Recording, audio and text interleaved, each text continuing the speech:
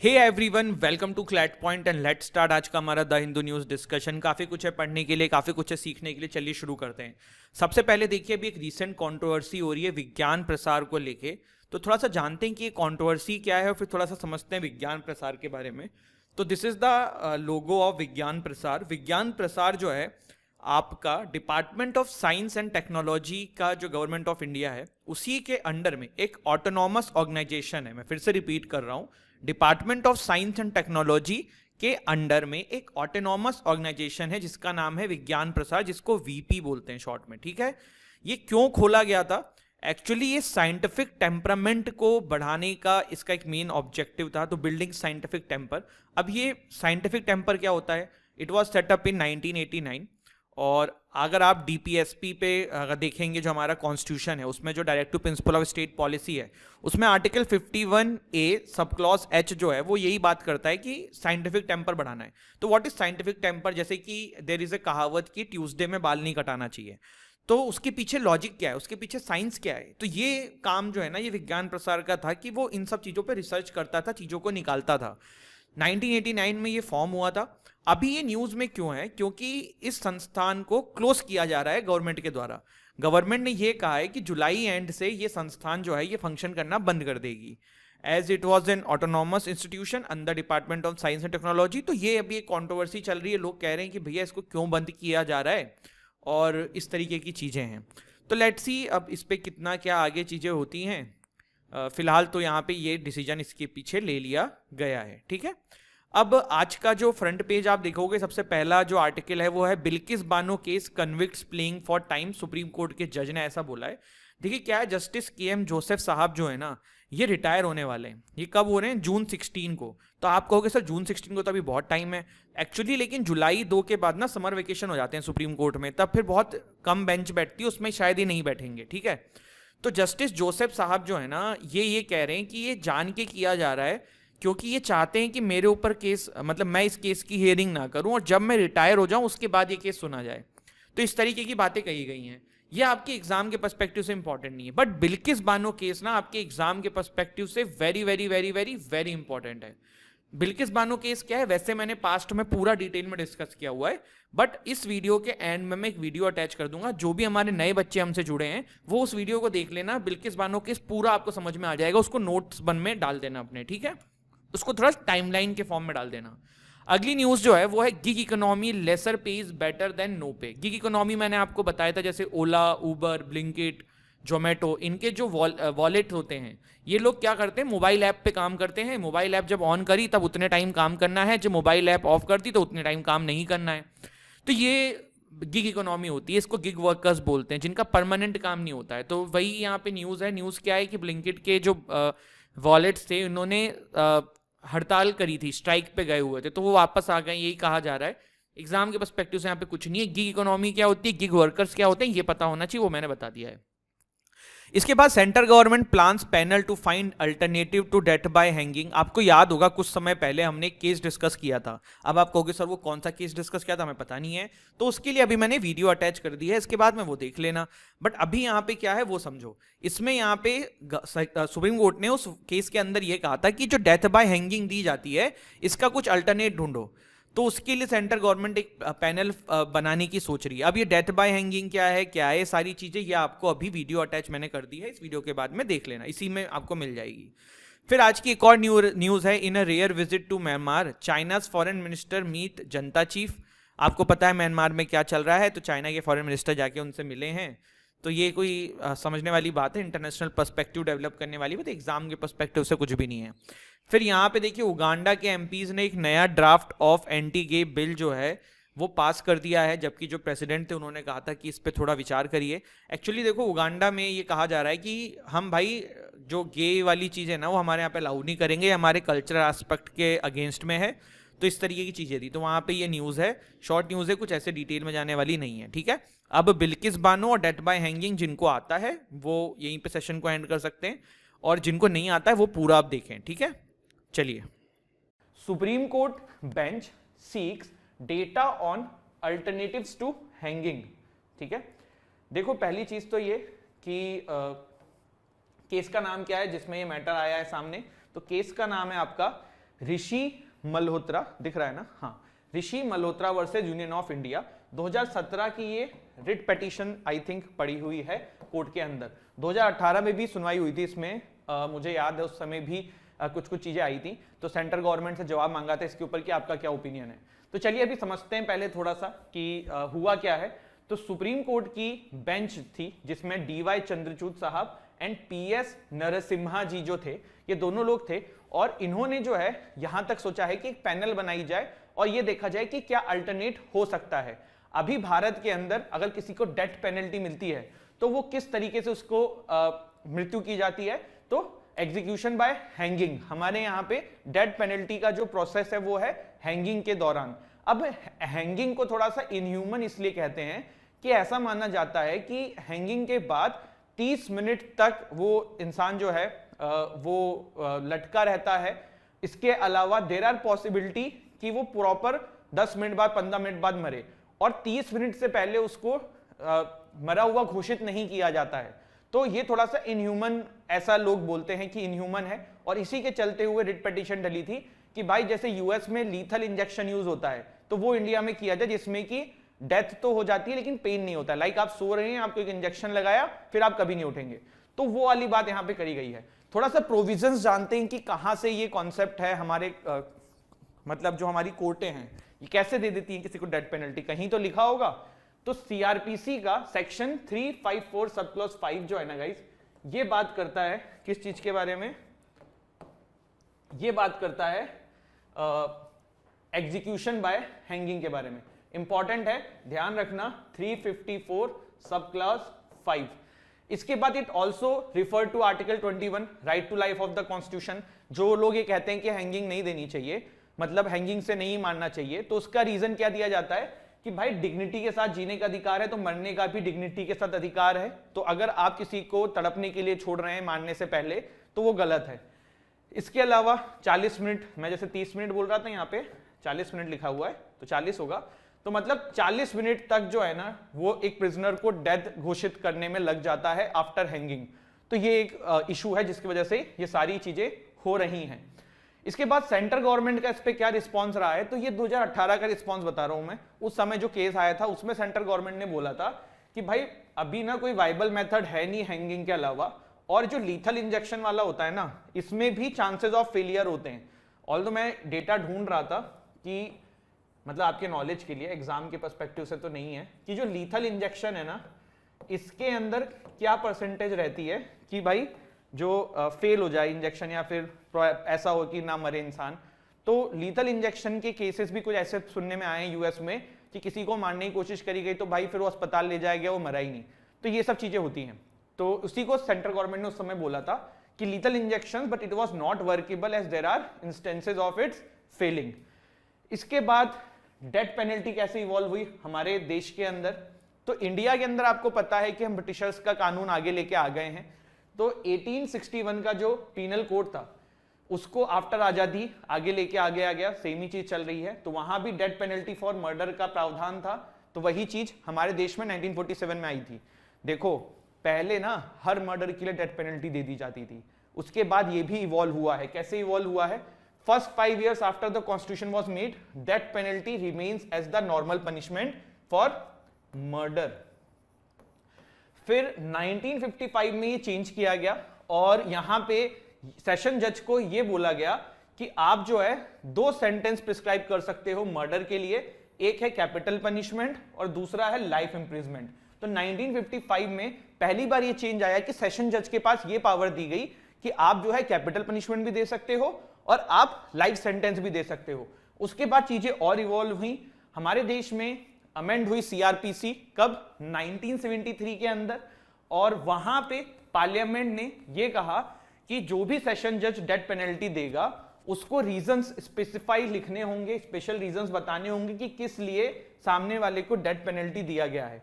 Method of execution हमारे देश में हैंगिंग का ही है, हैंगिंग से ही मारने का प्रावधान है, बट हां आर्मी एक्ट के अंदर hanging as well as shooting दोनों का प्रावधान है। जो आर्मी एक्ट 1950 है हमारा, वो हैंगिंग एंड शूटिंग दोनों की बात करता है।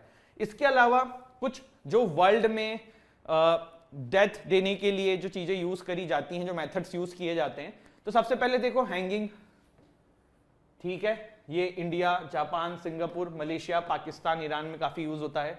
शूटिंग का तो ये भी काफी सारे कंट्री जैसे कि चाइना, ताइवान, बेलारूस, रशिया हो चुका है वहां पे यूज। लीथल इंजेक्शन जो है वो पहली बार यूनाइटेड स्टेट्स में 1982 में यूज किया गया था। उसके बाद काफी सारे कंट्रीज ने इसको अडेप्ट किया। आज भी लीथल इंजेक्शन जो है वो यूएस में यूज होता है। इलेक्ट्रोक्यूशन ये सिर्फ और सिर्फ यूएस में यूज हुआ है एंड फिलीपींस में यूज हुआ है। इलेक्ट्रोक्यूशन मतलब इलेक्ट्रिसिटी का झटका देके किसी को मार दिया गया। गैस इनहेलेशन ये तो बहुत ही मतलब बारबेरिक है और नाजी जर्मनी में ओनली ये यूज हुआ था एंड यूनाइटेड स्टेट्स लुथानिया में भी पहले ये यूज हो चुका है।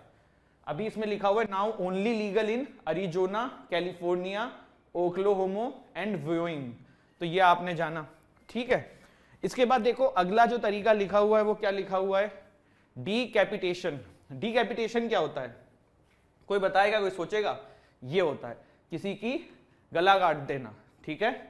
इसके बाद स्टोनिंग, पत्थर से मारना, पत्थर को जोर जोर से किसी बंदे को बांध के उसके ऊपर पत्थर फेंकना, तो उसको मार दिया जाता है। तो दीज आर सब मेथड जो विश्व में अलग अलग जगहों पे यूज होते हैं और हमारे यहाँ पे हैंगिंग यूज होती है। इसका अल्टरनेट जो दिख रहा है ना वो लीथल इंजेक्शन दिख रहा है, क्योंकि शूटिंग भी ऑल्सो वेरी पेनफुल होगा, ठीक है। तो चलिए बढ़ते हैं आगे। हाँ, दाहोद से आप यहां कहीं मान लीजिए, एग्जैक्ट लोकेशन तो नहीं बता पाऊंगा मैं, बट दाहोद से यहां कहीं एक जगह है जिसका नाम है सिंगवाद। यहां पे ये अपने घर मतलब जहां पे इनका पैतृक निवास था वहां पे पहुंचती हैं ईद मनाने के लिए। आप सभी को पता है कि 24 फरवरी 2002 को ईद था और 27 फरवरी 2002 को अयोध्या से काफी सारे कर सेवक अहमदाबाद के लिए ट्रेन से लौट रहे थे, जिसमें आपको गोधरा वाला इंसिडेंट पता है कि S6 जो कोच था उसमें आग लगा दी गई थी और काफी सारे हिंदू लोगों की मृत्यु हो गई थी। इसके बाद क्या हुआ, जस्ट 27 फेब के बाद नेक्स्ट डे 28 फेब को पूरे गुजरात में रियोट्स फैल गए और ये रियोट जो है ये सिंगवाड तक भी पहुंच गए। देखिए गुजरात में ना अलग अलग जगहों पे अलग अलग हाल था, कहीं पे मैसिव लेवल पे वायलेंस हो रहा था, कहीं पे नहीं हो रहा था।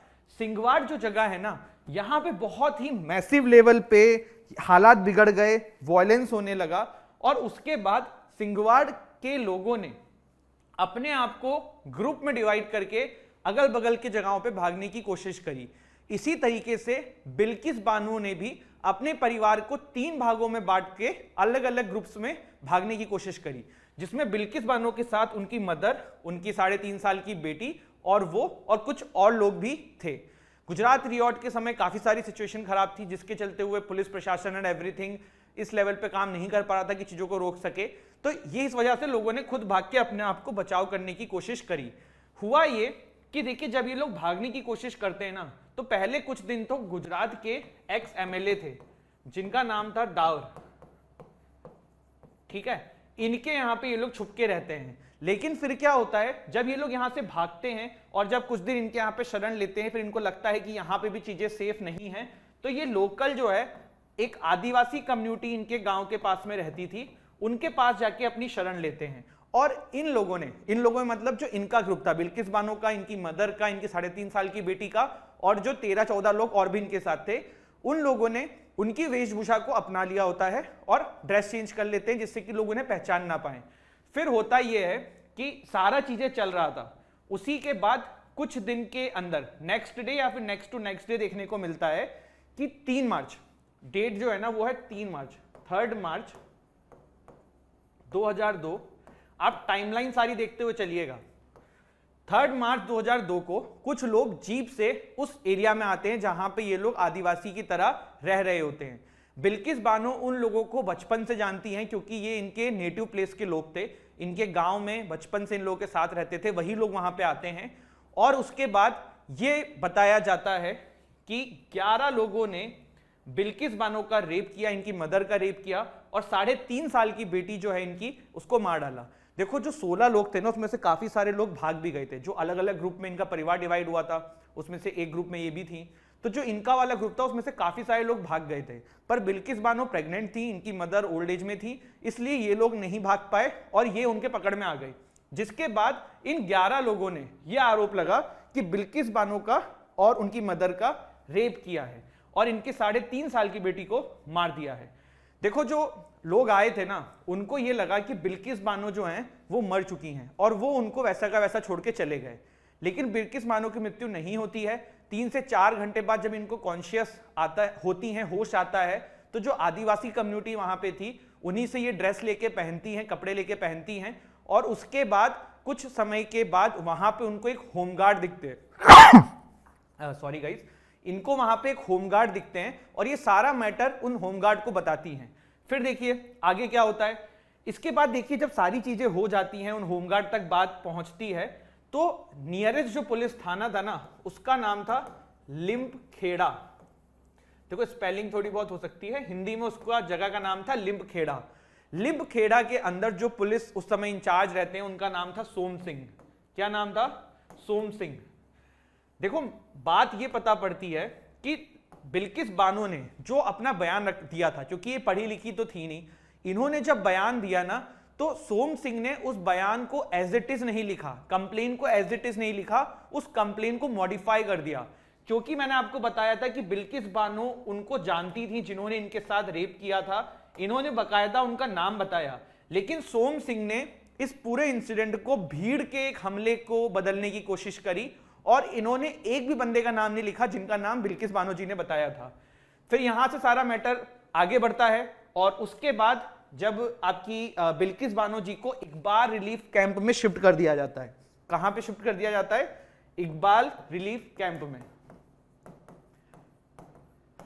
देखो आप ना इस कहानी को सुन के ना बहुत सारे लोगों को आज लगेगा कि क्या है सिस्टम, क्या हो रहा है, और मैं हमेशा एक बात कहता हूं, कभी भी किसी एक पक्ष को सपोर्ट मत किया करो, कब आपका हमारा नंबर लग जाए पता नहीं पड़ेगा। तो बहुत बायस अपने आप को नहीं रखना है, जहां पे जो गलत है उसको गलत बोलने से रुकना नहीं चाहिए, चाहे आप किसी भी विचारधारा के सपोर्टर हो। ये एक चीज है, मेरा लेसन है आप लोगों के लिए, इसको हमेशा ध्यान रखना, क्योंकि आपको पता नहीं चलेगा नेक्स्ट नंबर कब आपका हमारा हो सकता है।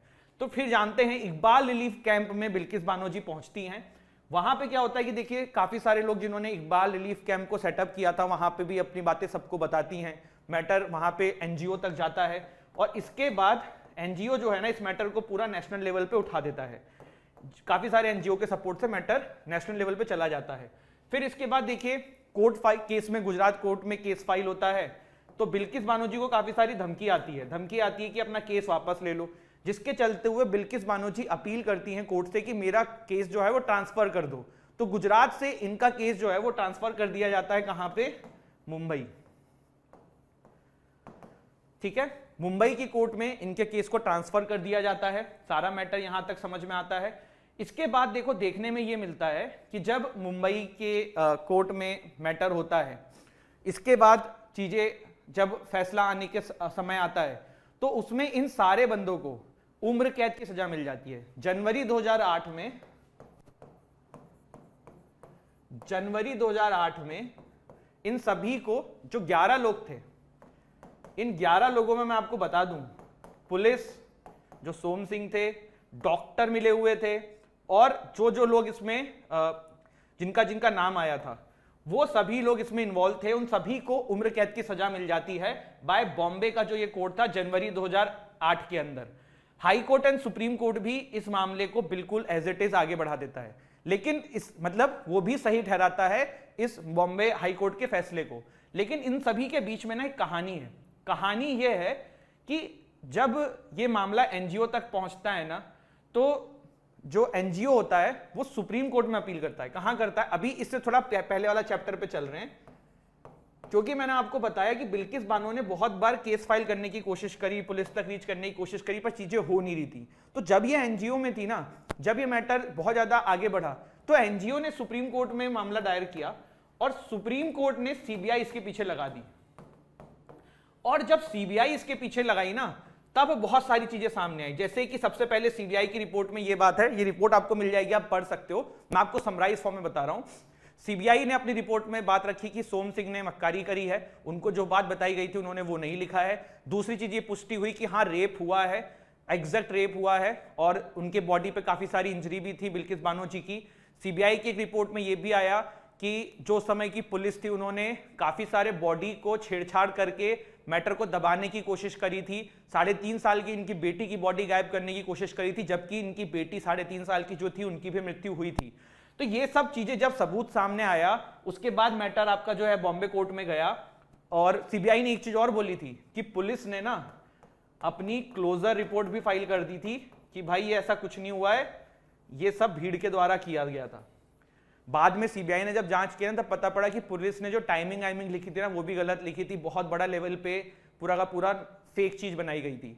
तो यहां पे भी थोड़ा सा रुकते हैं, पहले हम इस सिस्टम को समझने की कोशिश करते हैं कि एक महिला जो इतना कुछ फेस कर रही थी उसके साथ कितने बड़ा मैसिव लेवल पे क्या क्या चीजें हो रही थी, और इसमें पूरा प्रशासन इन्वॉल्व था। प्रशासन मतलब उस समय जो वो पुलिस थे, सोम सिंह, जो डॉक्टर जिन्होंने इनकी मेडिकल रिपोर्ट बनाई, उन्होंने कुछ किया ही नहीं, उन्होंने रिपोर्ट में चीजें खारिज कर दी कि कोई रेप नहीं हुआ है, कुछ नहीं हुआ है, और पूरा मैटर को भीड़ का एक गुस्से की तरह बता दिया गया।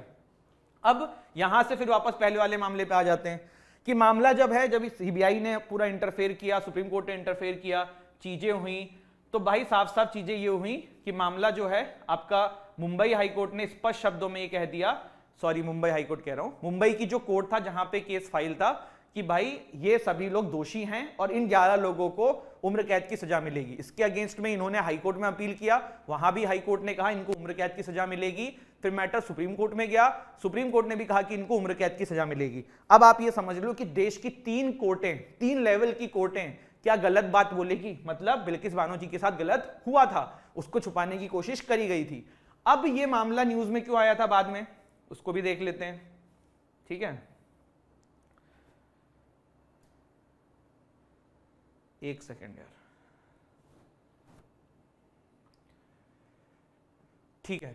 अब ये मामला न्यूज में क्यों आया था ये देख लेते हैं, ठीक है।